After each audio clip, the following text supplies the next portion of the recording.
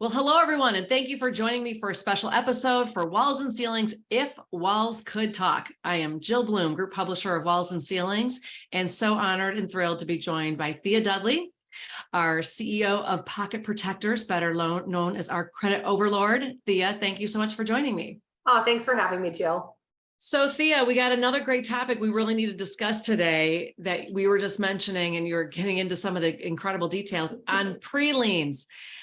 What is a pre-lien and what does everybody need to know? Because there's some big issues going on there that you are seeing happening currently and right now. So we can't talk about preliminary lien notices or a prelim without talking about mechanics lien. So prelim is just a statutory notice that lets anybody know on the project that you're out there and that you've secured your rights to get paid if it doesn't happen. It's very unique to the construction industry.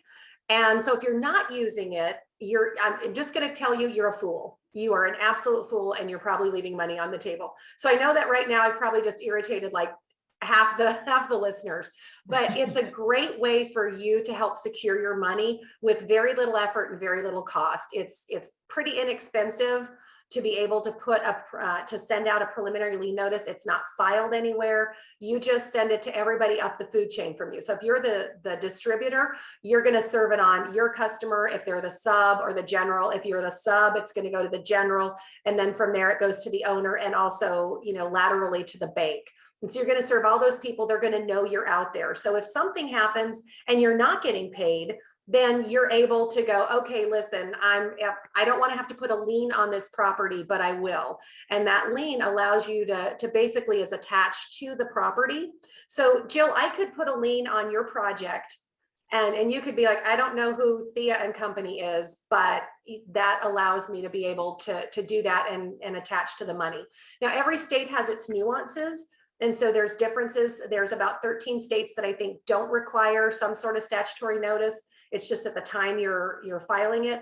If you really want to be aggressive and assertive, especially in economic times that are, a little dicey like it is right now, I would say go ahead and serve a non-statutory notice, which just lets everybody on the food chain know you're there. So if you're the dealer, everybody up from you knows. If you're the sub, everybody up there from everybody above you knows that as well.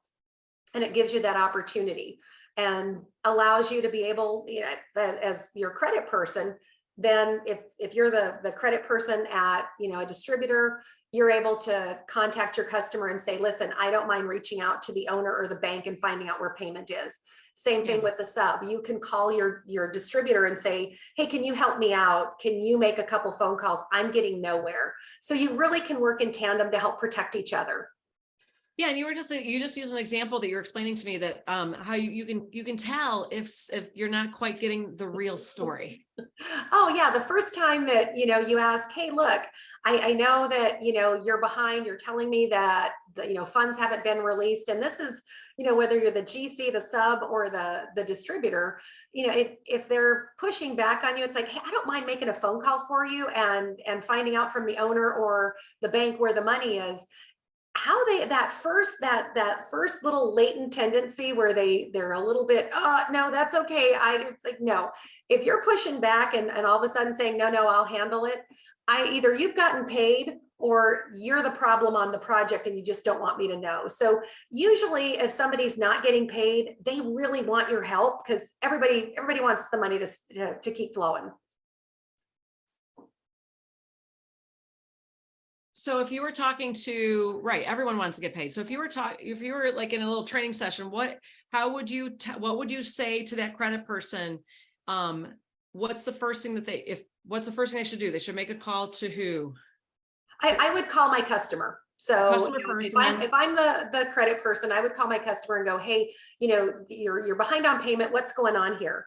And if they're, hey, I haven't gotten paid on the project. Hey, I'm happy to make a phone call for you. Who are you talking to? Here's who I have in my file. Here's who I know this customer is, based on the information from, the preliminary lien or statutory notice. And if they push back, no, Thea, that's okay. It's no, okay. So what's knowing my personality, I probably call anyway. because Yeah. I still need to get paid. So why are you pushing me away? What do you think I'm going to do? I'm not going to offend this customer if possible. I want to get paid too, and I want to salvage the relationship if I can. So Right. nobody's going to go throw a bomb at somebody and just start fussing at them. It's, hey, tell me why the money's held up. Sounds great. Great advice. I think it's one of those things, like you were saying, if somebody's not doing this, then they're really leaving money on the table, as you said. Oh, So they're how just are they stupid. leaving, how are they leaving money on the table if they're not going through this process of filing? So, as a distributor, if I have a customer that's not paying me and I've secured my lien rights, I can get paid for the materials, but that might have damaged the relationship.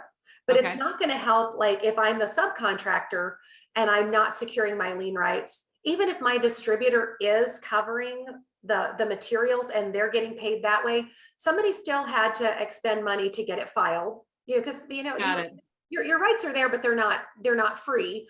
And then it's not covering your labor. So you're not Sure. doing everything you can to secure yourself, and you might be able to sue them and get paid eventually. Ugh, that But sounds there's terrible. carrying costs. There's all these different pieces of it. So, the quickest, cleanest way is to make sure that you're using everything afforded to you by law and front loading it so that you don't have to spend so much time being reactive on the back.